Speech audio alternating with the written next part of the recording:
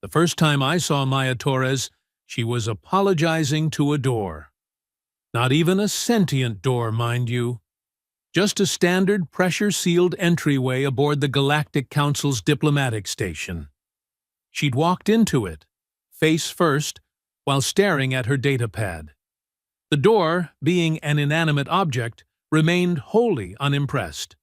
Maya, however, turned the color of a Vaxian sunset fruit and muttered sorry 3 times before scurrying away. I remember thinking, this is humanity's champion? My name is Kelvor, and I'm a military analyst for the Thaxian Confederacy. I've studied over 200 species, documented their combat strategies, evaluated their tactical responses. Humans had been on my radar for exactly 6 cycles, ever since they'd somehow convinced the Council to let them participate in the Territorial Disputes Resolution Program. Most species spend decades proving themselves worthy. Humans just showed up one day with terrible coffee and worse jokes, and somehow got approved. The TDRP, for those unfamiliar, is how civilized species handle contested zones without resorting to actual warfare. 2 parties, 1 contested territory, a series of challenges, psychological assessments, tactical simulations. Winner takes all.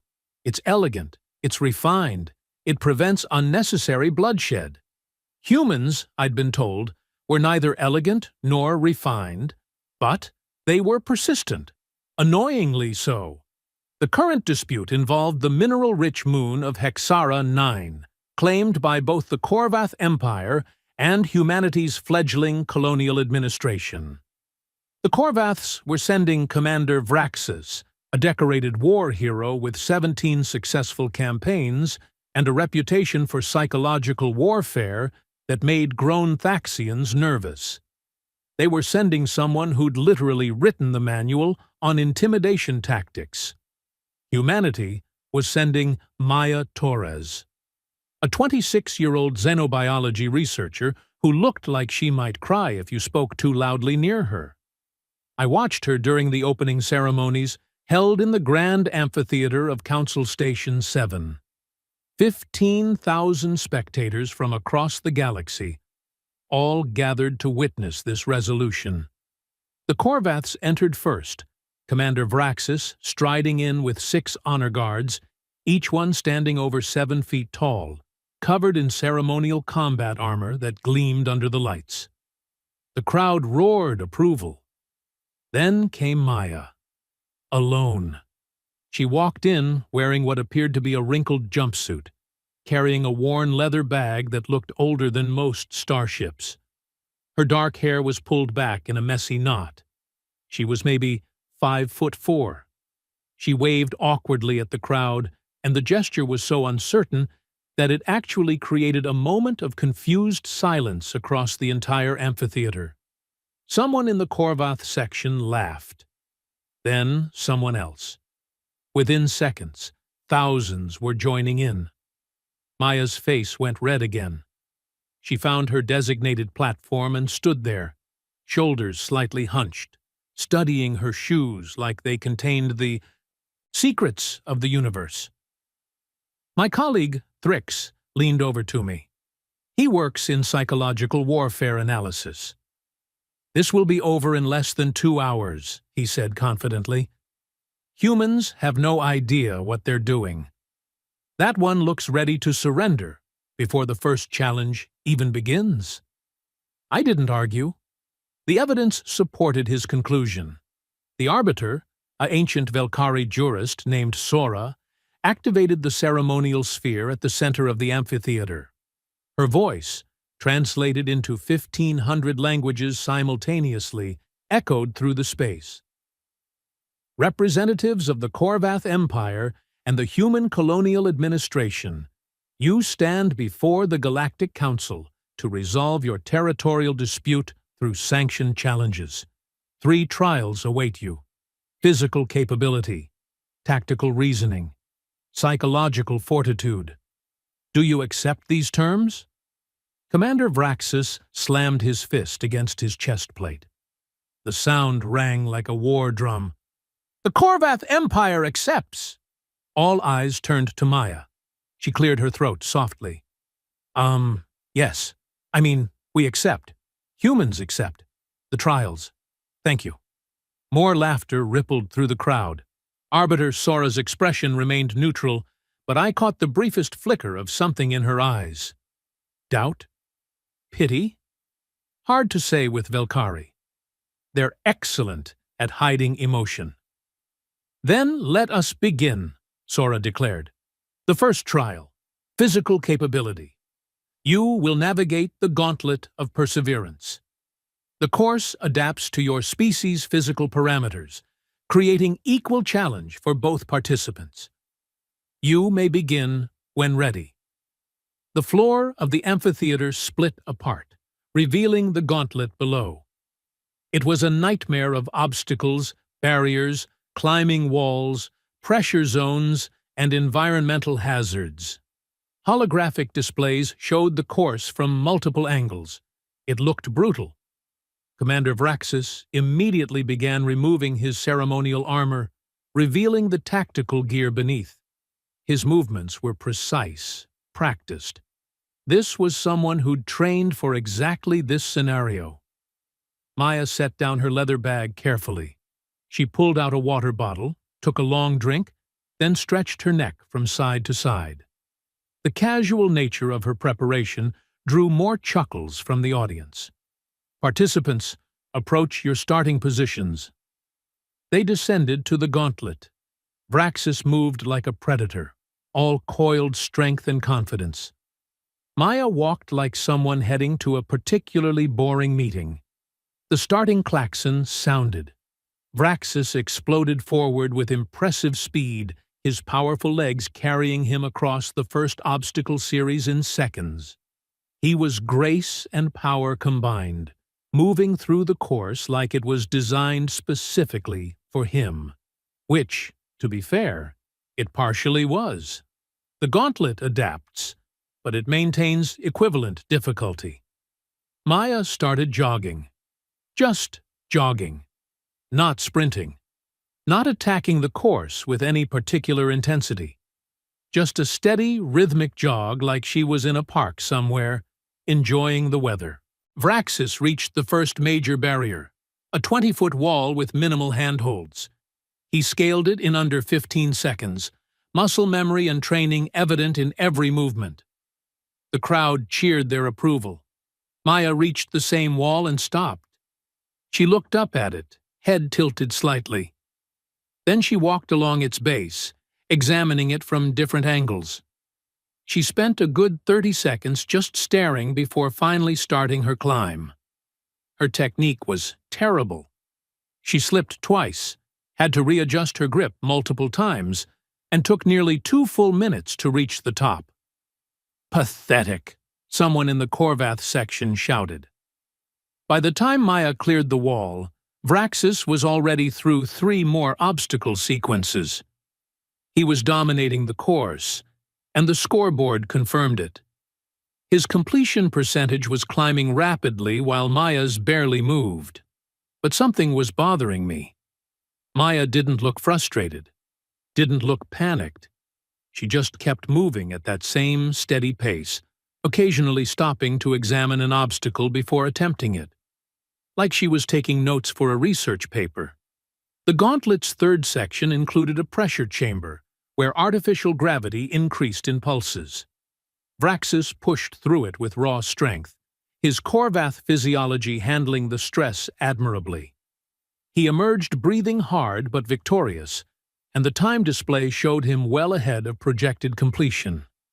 Maya entered the same chamber and immediately sat down.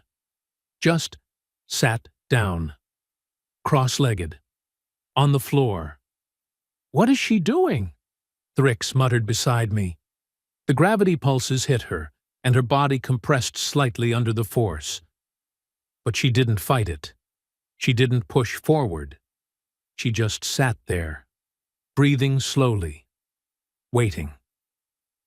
After the 5th pulse, she stood up and walked through the chamber like it was the most normal thing in the universe. The gravity hit her again, and she stumbled, but she kept that same steady pace. No wasted energy fighting the force, just patient, determined progress. "She's regulating," I said, suddenly understanding. "She's not trying to overpower the obstacles. She's adapting her approach to conserve energy." "That's not how you win a gauntlet," Thrix replied. "Maybe not how Korvaths win gauntlets." By the midpoint, Vraxis was moving slower. His early sprint strategy was catching up with him.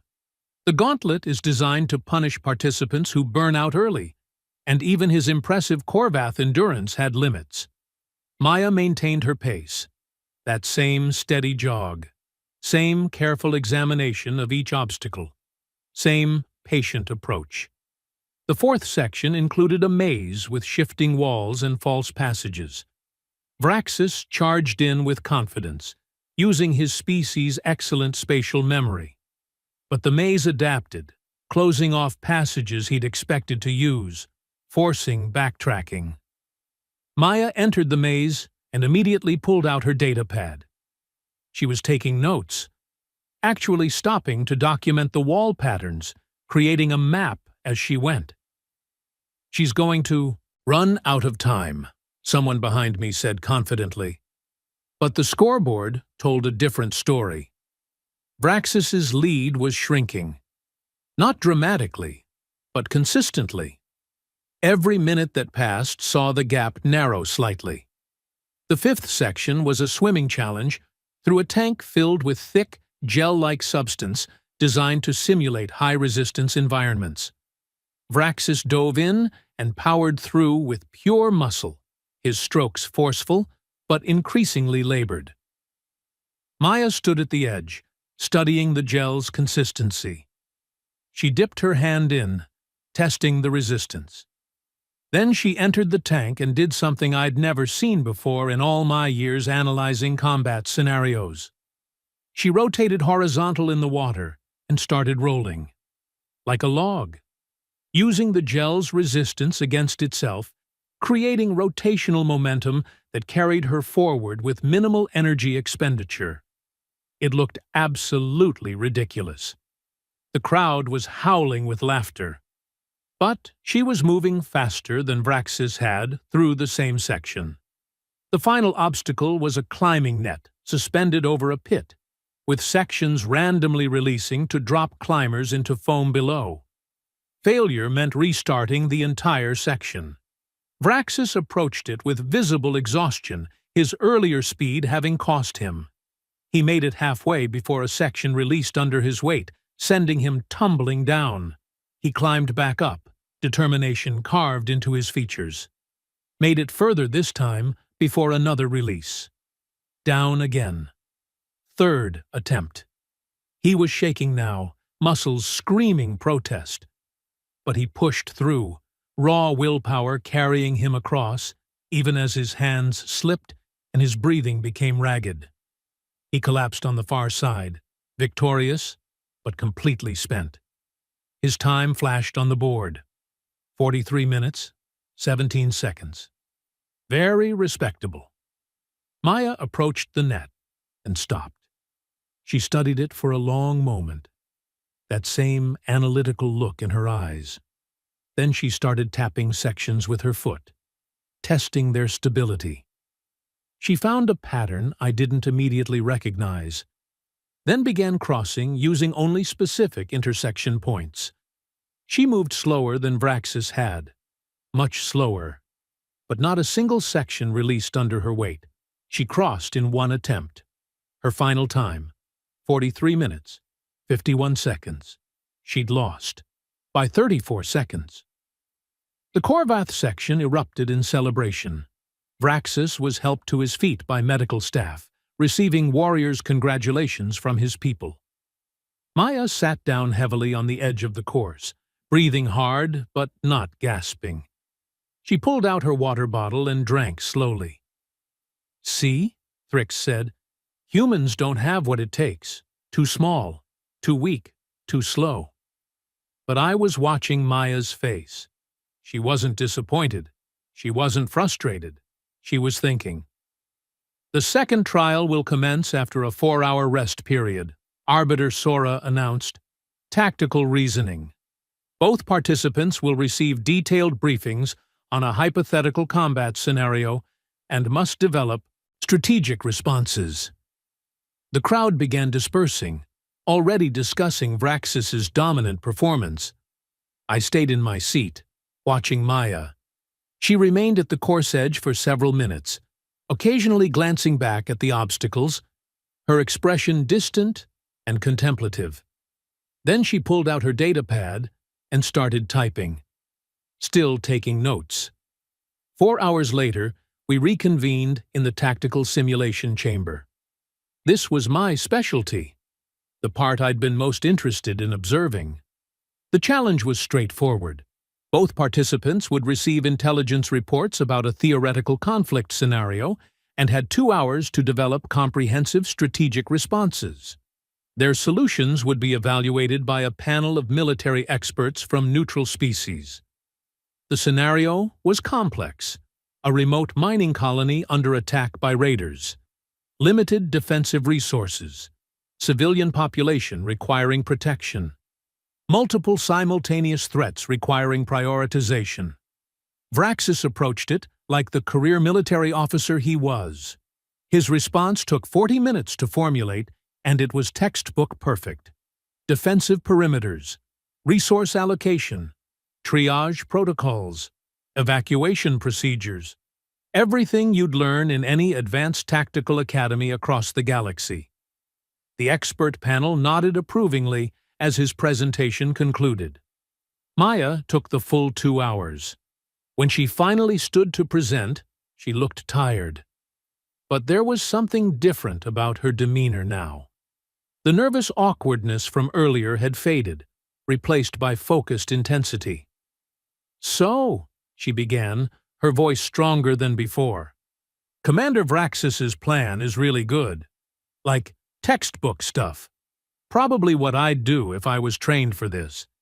She pulled up a holographic display showing the scenario parameters. "But here's the thing. Raiders don't attack mining colonies for fun. They attack because there's something valuable worth the risk. And this scenario says the colony is remote, which means long supply lines and limited support. So why would raiders commit to an extended engagement against even basic defenses?" She highlighted several data points. "They wouldn't, unless the colony has something really important, something worth dying for. The scenario mentions standard mineral extraction, but look at these power consumption readings in the intelligence report. They're 40% higher than standard mining operations." She zoomed in on a facility diagram. "That's not a mining colony. That's a research station disguised as a mining colony. Which means the raiders probably know exactly what they're after. Probably have inside information. Which means..." She pulled up personnel files. "There's a mole. Someone giving them access codes, security schedules, everything. So instead of fortifying defenses like Commander Vraxis suggested, I'd quarantine the entire staff, identify the traitor using communication pattern analysis, then use them to feed false intelligence back to the raiders. Make them think we're evacuating through the North Sector when we're actually..." She continued for 20 minutes, unraveling the scenario like a mystery novel, identifying patterns and connections that the scenario designers had buried deep in the background data. Her analysis wasn't about military strength.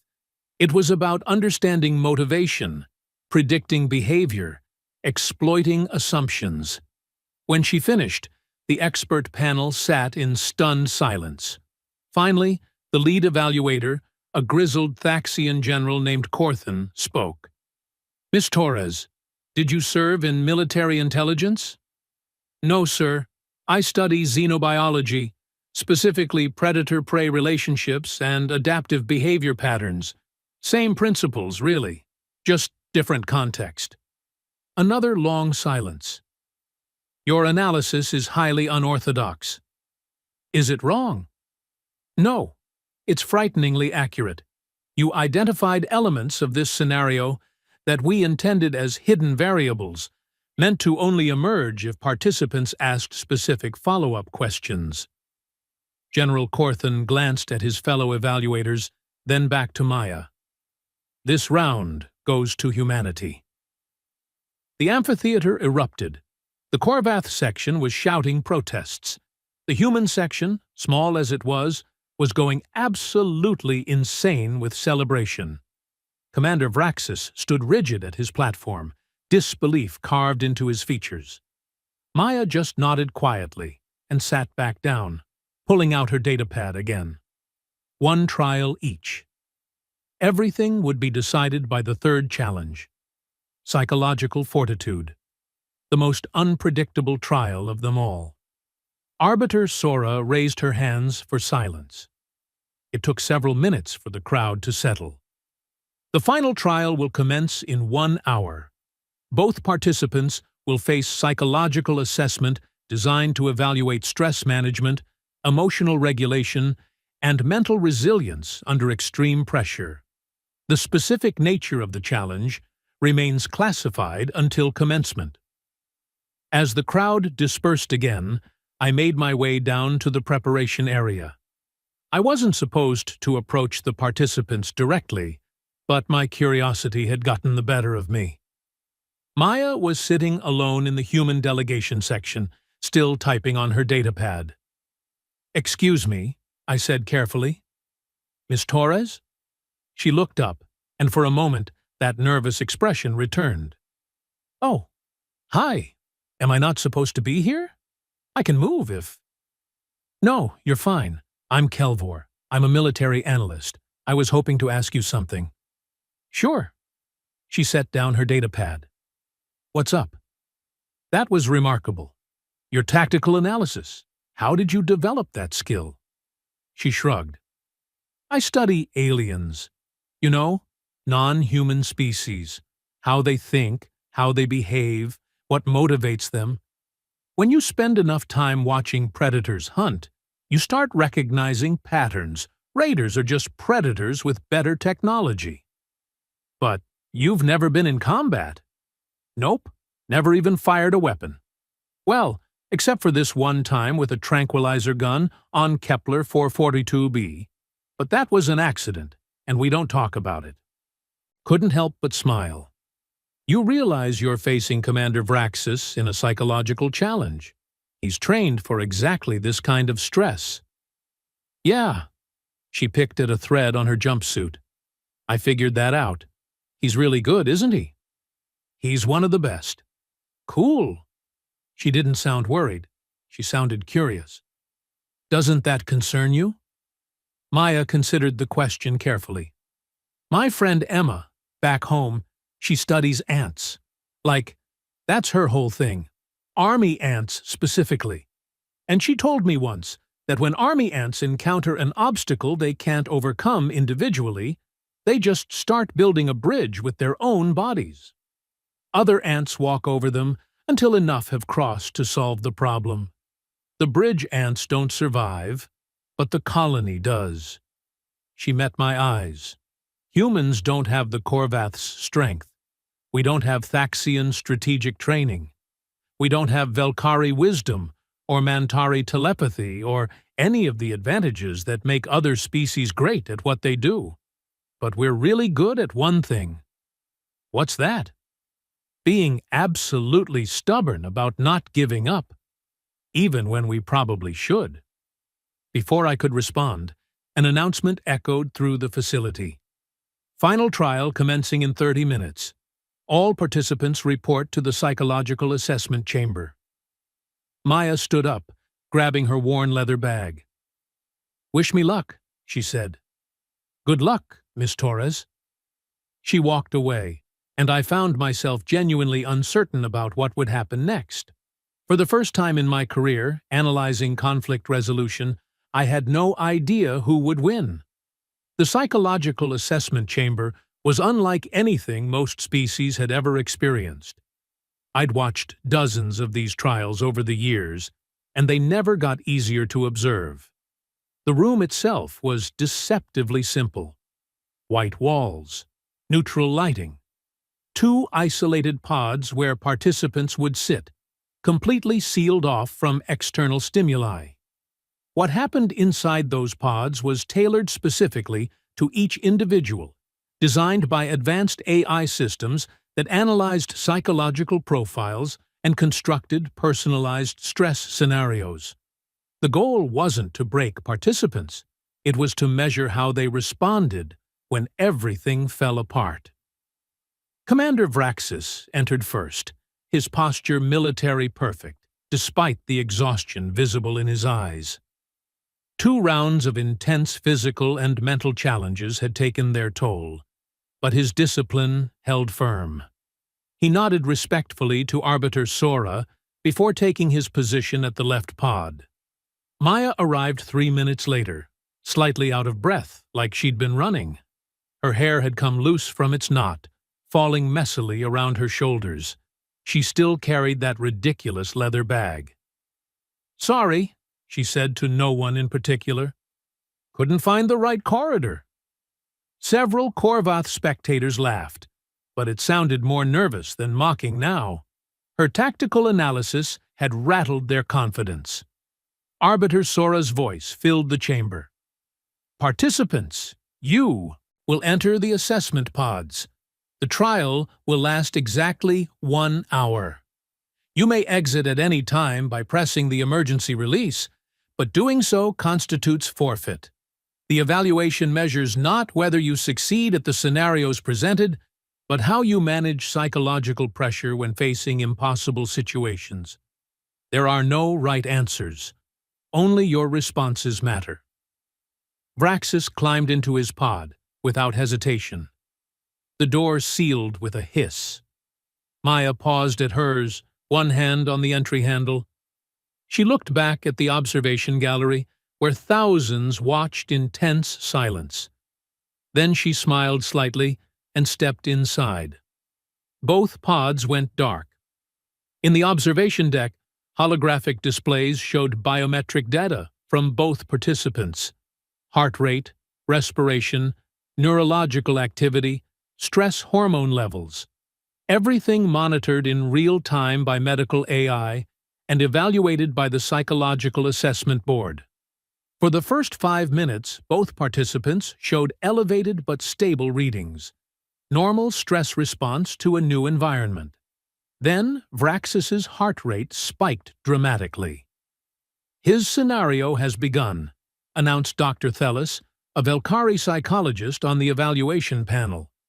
"The AI has identified his core psychological pressure points and is constructing appropriate stimuli. We couldn't see what Vraxis was experiencing, but his biometrics told a story. Sharp increases in stress markers, rapid breathing, elevated cortisol. His neural patterns showed signs of severe emotional distress." "What's it showing him?" someone asked. "That's confidential," Dr. Thelis replied. "But based on his military record, likely scenarios involving impossible choices, subordinates in danger, civilians requiring protection, resources insufficient to save everyone. Classic commander's nightmare." Vraxis's readings continued climbing. His hands, visible on the biometric scanner, were clenched into fists. Whatever he was seeing, it was devastating. But his readings stabilized. Elevated, yes, but controlled. He was fighting through it with pure, disciplined willpower. "Impressive resilience," General Corthan murmured. "Most participants crack within the first 15 minutes." Maya's readings, by contrast, had barely changed. "Is her scenario working?" Thrix asked. "Her biometrics are almost baseline." Dr. Thelis checked the display, frowning. "The AI reports full scenario deployment. She should be experiencing maximum psychological stress based on her profile analysis." "Maybe humans just don't respond to psychological pressure the same way," someone suggested. "Or maybe their assessment AI doesn't understand humans very well yet," I said quietly. 20 minutes in, Vraxis's readings showed he was struggling. His heart rate kept spiking, settling, then spiking again. His breathing had become irregular. The stress was accumulating despite his impressive mental fortitude. Maya's readings actually decreased slightly. Her heart rate had dropped to near resting levels. "That's not normal," Dr. Thellis said, now openly concerned. "Is she even conscious?" The medical AI confirmed she was awake and alert. "Then what is she experiencing that produces this response?" At the 30-minute mark, Vraxis's neural patterns showed signs of severe psychological strain. His body was flooding with stress hormones. His breathing had become ragged. But still, he didn't press the emergency release. He was enduring through sheer willpower, refusing to surrender. "He's going to hurt himself if this continues," a medical observer warned. "He knows the release is available," Arbiter Sora replied calmly. "The choice remains his." I watched Maya's readings with growing fascination. Something was happening that the evaluation systems didn't understand. Her stress markers weren't just stable anymore. They were improving. Like the scenario was somehow making her calmer instead of more anxious. At 45 minutes, Commander Vraxis's hand moved toward the emergency release. The entire amphitheater held its collective breath. His palm hovered over the button for nearly 30 seconds. His biometrics showed he was at his breaking point, every system screaming that he needed to stop. But he pulled his hand back, clenched it into a fist, kept enduring. The Korvath section erupted in cheers. Their champion was showing the legendary resilience their species was famous for. Maya's readings continued their inexplicable decline toward baseline normal. "This makes no sense," Dr. Thellis muttered, running additional diagnostics. Her scenario should be generating maximum psychological pressure. The AI has constructed situations specifically designed to target human emotional vulnerabilities. She should be experiencing extreme distress. "Maybe she is," I said, "and she's just really good at managing it." No species is this good at stress management naturally. It defies biological imperative. The final 10 minutes were excruciating to watch. Vraxis was barely holding on, his entire body shaking with the effort of maintaining psychological coherence. His readings looked like someone actively being tortured. But he didn't quit. When the 1-hour mark hit, both pods opened simultaneously. Vraxis stumbled out, his face pale and covered in sweat. His hands were trembling. Medical staff immediately surrounded him, checking vitals, offering support. He waved them off weakly, insisting he was fine, but everyone could see he was barely standing. Maya stepped out, looking confused. Not traumatized, not exhausted, confused. She blinked at the bright lights, adjusted her jumpsuit, and walked over to where the evaluation panel sat. Excuse me," she said. "I think maybe the machine broke? It just kept showing me baby animals for like an hour.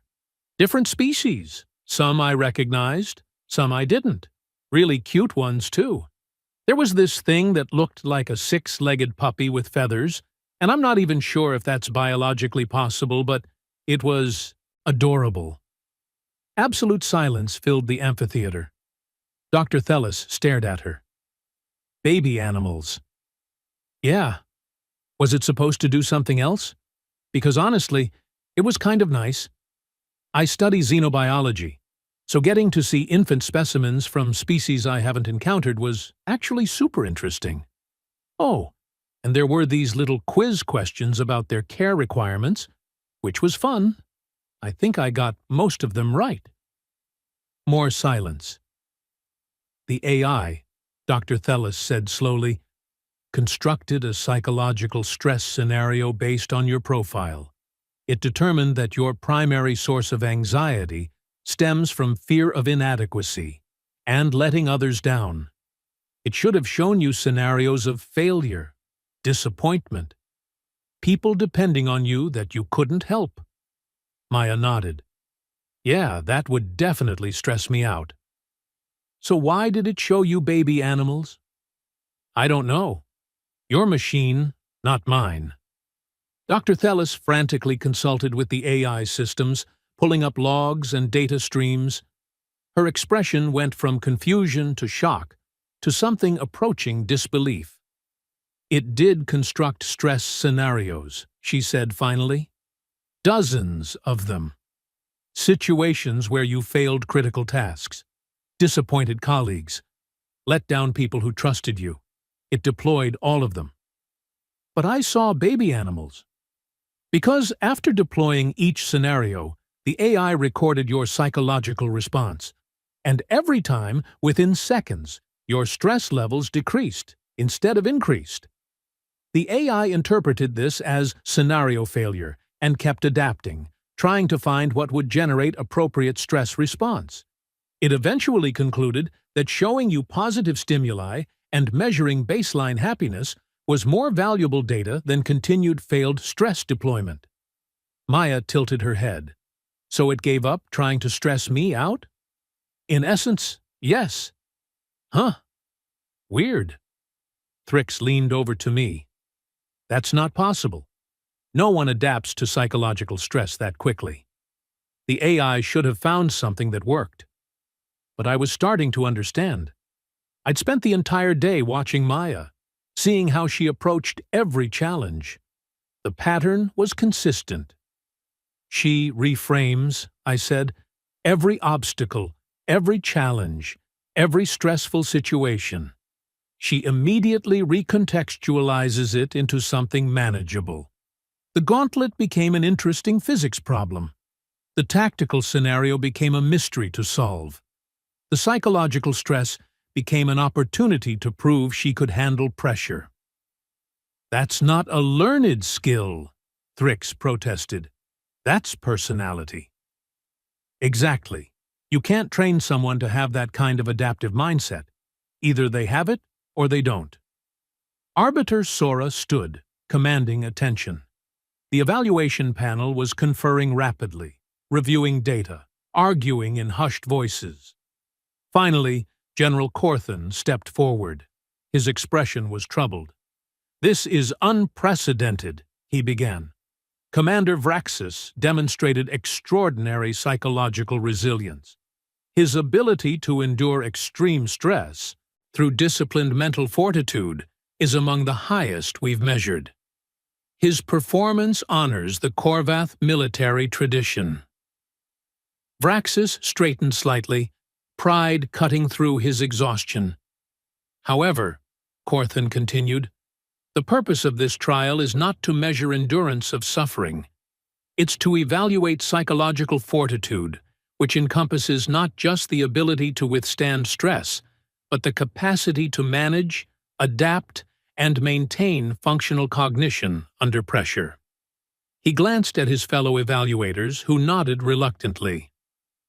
Miss Torres did not experience the psychological stress we intended to measure, not because of system failure, but because her psychological adaptation occurred faster than our evaluation AI could compensate for. In essence, she solved the problem of stress itself before the stress could meaningfully impact her cognitive function. Murmurs rippled through the crowd. This creates an evaluation paradox. Commander Vraxis scored exceptionally high on stress endurance. Miss Torres scored impossibly high on stress adaptation. Both represent forms of psychological fortitude, but they're fundamentally different approaches. So who wins? Someone shouted from the Korvath section. General Corthan looked genuinely uncomfortable. After consultation with the full evaluation panel and review of all available data, we've concluded that both participants demonstrated exceptional psychological fortitude through different mechanisms. However, the challenge parameters specify that we must select a single victor based on practical application. He paused, choosing his words carefully. In actual high-pressure situations, The ability to maintain baseline psychological function while adapting to stressors is more tactically valuable than the ability to endure maximum stress through willpower alone. A commander who remains calm makes better decisions than a commander who is suffering but determined. The implications hit the crowd like a shockwave. Therefore, this trial is awarded to humanity. Miss Maya Torres is declared the victor. Chaos erupted. The Korvath section was shouting protests, claiming bias, demanding reviews. The small human section was celebrating wildly. Neutral observers were arguing among themselves about the decision's validity. Arbiter Sora raised her hands, and slowly, order returned. The final tally: Commander Vraxis wins physical capability. Miss Torres wins tactical reasoning and psychological fortitude. By majority victory, the Territorial Dispute Resolution Program awards contested territory of Hexara 9 to humanity's colonial administration. Vraxis stood frozen at his platform, disbelief and exhaustion warring on his face. He'd given everything, pushed himself beyond reasonable limits, demonstrated the very best of Korvath military excellence, and lost to someone who'd spent the final trial looking at baby animals. Maya walked over to him slowly. For a moment, I thought he might refuse to acknowledge her. The humiliation of losing to such an unconventional opponent must have been overwhelming. But Vraxis was a career officer. He understood honor and duty. He extended his hand. "You fought well." Maya took it, her small hand disappearing in his massive grip. "You're really impressive, Commander. I don't think I could do what you did in that final trial. The stress would have destroyed me. Yet you won. Different approaches, I guess. Doesn't make yours any less valid. Just means we're good at different things." Something passed between them in that moment. Mutual respect, perhaps. Recognition that excellence takes many forms. The formal ceremonies concluded an hour later. Treaties were signed, territories transferred, diplomatic protocols observed. The Korvaths accepted their loss with rigid military discipline, though their disappointment was obvious. I found Maya afterward in a quiet corridor, once again staring at her datapad. "Congratulations," I said. She looked up, startled. "Oh, hey, Kelvor, right?" "That's right. How does it feel to have won an entire moon for your species?" She laughed nervously. "Honestly, kind of terrifying. I'm a researcher.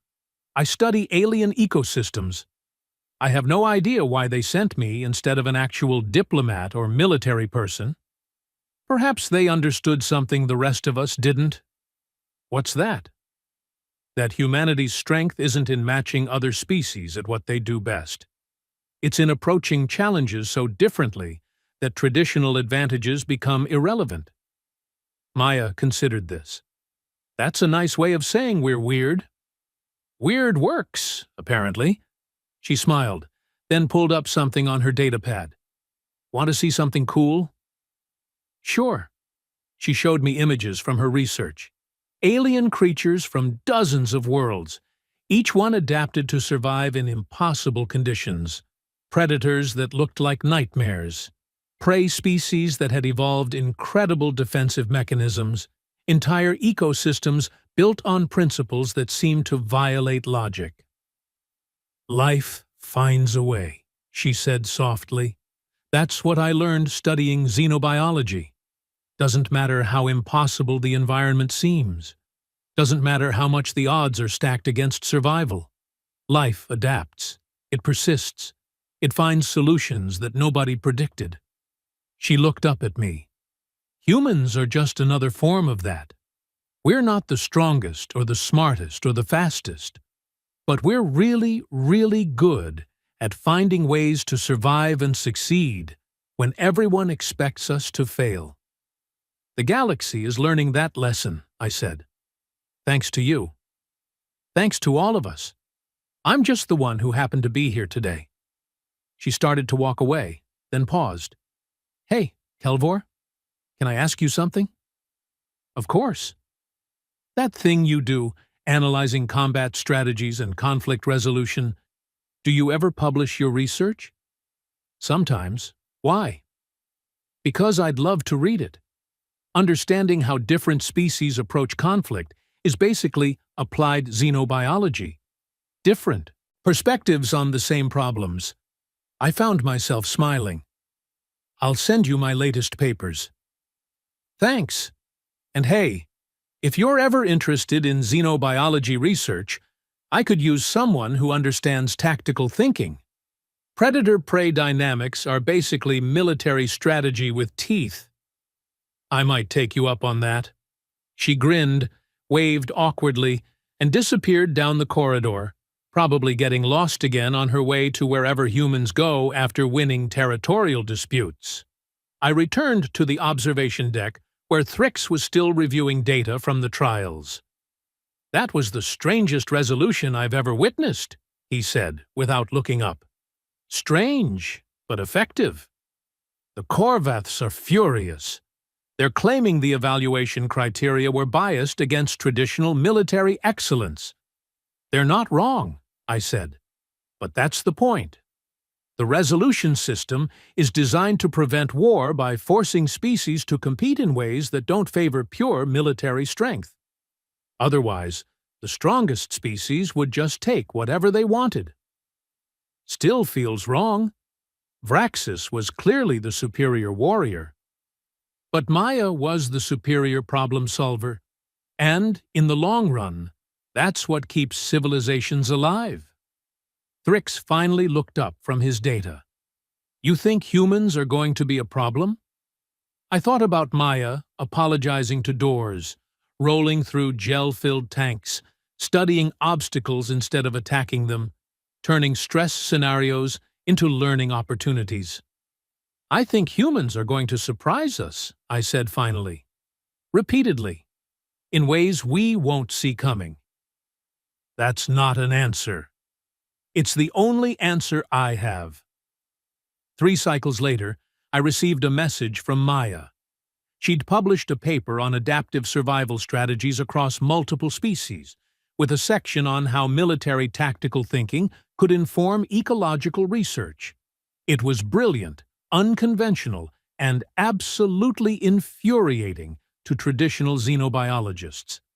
Attached was a note. "Thanks for the inspiration. Also, I'm heading to Hexara 9 next month to study the indigenous ecosystems. Apparently, winning a moon means you're responsible for understanding what lives there. Who knew? If you're ever in the sector, come visit. The research station has terrible coffee, but amazing views." I found myself seriously considering the invitation. Because Maya Torres had been right about one thing. Understanding how different species approach problems, whether in combat or survival or daily life, reveals fundamental truths about the nature of intelligence and adaptation. And humanity, with all its awkwardness and improvisation and stubborn refusal to quit, represented something the galaxy hadn't encountered before. Not because they were superior, but because they were different in ways that mattered when everything else failed. I heard through diplomatic channels that the Korvaths requested a rematch 6 months later. Different territory, different challenges, different human representative.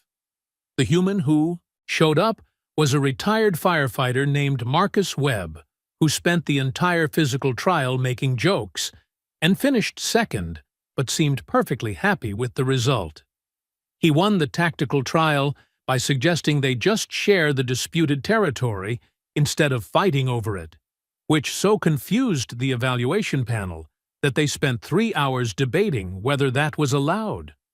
The psychological trial ended when he fell asleep in the assessment pod, and his stress levels dropped to near comatose levels. Humanity won again. The Korvaths stopped requesting rematches after that. I published my analysis of the Maya-Torres resolution, titled Adaptive Psychology in Conflict Resolution: How Non-Traditional Approaches Challenge Established Strategic Paradigms. It caused quite a stir in military academic circles. Maya sent me a message saying the title was too long and suggesting I rename it Why Being Weird Sometimes Works Better Than Being Strong. I didn't change the title, but I kept her message. Because sometimes the most important lessons come from the least expected teachers. And sometimes the quiet ones who apologize to doors end up changing how an entire galaxy thinks about strength, strategy, and what it really means to win.